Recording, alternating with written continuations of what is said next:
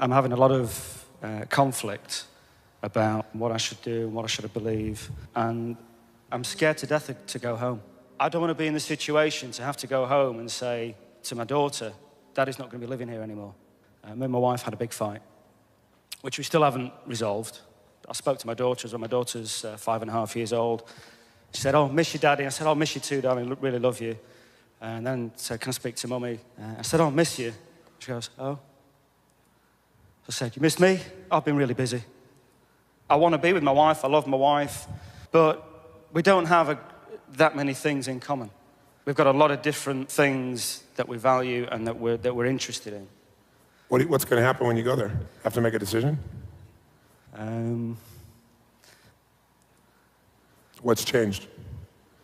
I'm working even harder than I'm doing, really early mornings to late nights. I've got outside interests as well, which she doesn't like. What are your outside interests? I play in a band. But you could be there because you could give up the band. Yeah. And she'd like you to do that. Yeah. What instrument do you play? Guitar. Tell me what it feels like when you play the guitar. Look at that. What did you just think? It's astonishing. Yeah, it's astonishing. That's a great word. It's like being a god. It's like being a god. Yeah. And when you go home with your wife, how significant do you feel? What do you think the chances of him giving up the band are? No. No way. No way. He'll give her up before he'll give up the band. We had a fight about that about a year ago. It was a case of you will do something about this or else, and we came to a compromise. And what was that compromise? That I would only play, 3 times a month, something like that. I see. She's saying, here's something that makes him feel like a god, and the maximum you can be godlike is 3 times a month. And here's what I want from you. By the way, I love you. But she wouldn't see it that way, I'm sure, because what she's saying is you're not here with your family, you're not here with me, you're not here with your kids, you're not here with whatever. She has a different perspective, fairly. But I want you to see his window on the world first. Do you love your wife? Yes. Why'd you pause? I'm questioning it. Yeah. The reason he's questioning it is because he's not fulfilled there. So if I'm not fulfilled, how could I love her? And if she doesn't want me to be completely fulfilled, how can I love her? And even if I love her, I don't want to believe I love her because then I'm trapped. How far off am I? Bang on.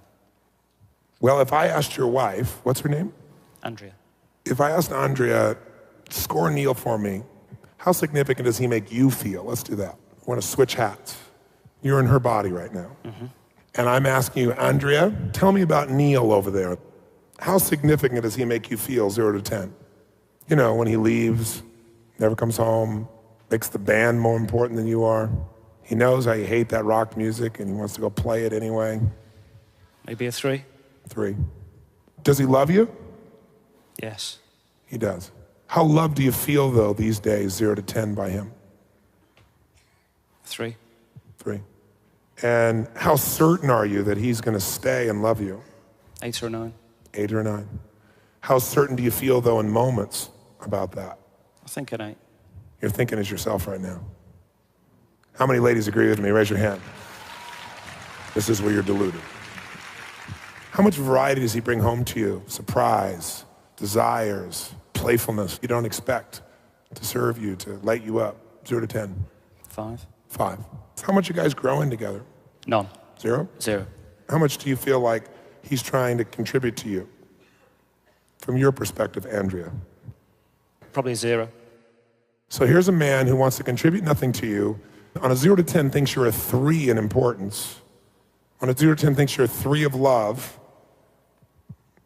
Give you a 5 of variety, but he's sticking around at an 8. What would you want to do to him, Neil, if you were her? Change him or get rid of him. Well, you're thinking like a man with a get rid of him part. He is the father of your daughter. Are you really going to just get rid of him? No idea. Yes, you do. Is he the source of your security financially? Yes. Are you going to get rid of him? He's No. the father of your daughter, and he's the source of your survival. Are you going to get rid of him? No. No. What are you going to do when you feel insignificant and unloved and uncontributed to and not growing with? What are you going to do? Make him change. Make him change. You're right. How are you going to do that? What tools do you have in your arsenal? Make him stay at home more often. How are you going to make him stay at home? Give him an ultimatum. Give him an ultimatum. What's the ultimatum say? It says it's you spend more time at home and you don't go off playing with the band. Or I leave. And take your daughter. Yeah. Or, no, she'll probably say, or you leave. And I'll keep your daughter. Yeah. What's her nature? Not when you're frustrated with her, when she's feels herself, not when she's stressed. What's her nature? She's very creative in her own way. You know, she's into art, she paints. She doesn't do it often enough because she always says she's not good enough, even though I say, you know, the stuff you do is fantastic, let's put it up on the wall. You should sell this to a gallery, you should exhibit. Oh, I'm not good enough, I'm not good enough. But that's the female form. Women do that with each other. Oh, yes, you are. No, I'm not. Yes, you are. Oh, no, you're better. No, I'm not better. You're better. That's one-downsmanship. She's begging for your attention. Yeah, which I give. I don't know, but she wants so much more.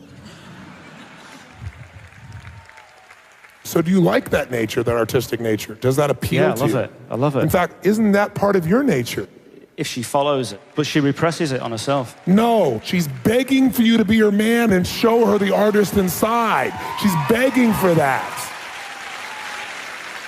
Goals in life. Her goals are to? No idea. I've no idea what her goals are. So you can't leave. You have no clue. You've been too focused on yourself, even though you're a good man. Until you've gone and given everything you have as a man to fill up those 6 needs with her at 10s, you can't walk away. Because you haven't done what's necessary, and you know it. That's why you're on the fence. Because if you'd really done everything, you wouldn't have left, because you're a smart man and you're a strong man. What does it take for her to feel loved? What is she really after in this life? You fill her up so much that she wants to give to you now, and she says, honey, go to the band, go do it twice a week.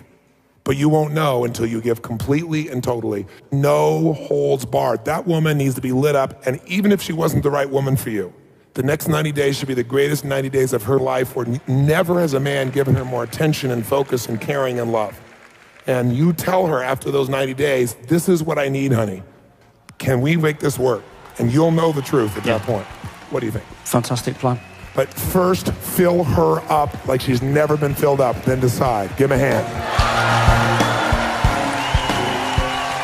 Like I was very low on the list of priorities. Even though I would never admit that. But now it's completely switched around. So I just think it's amazing. We have a winner.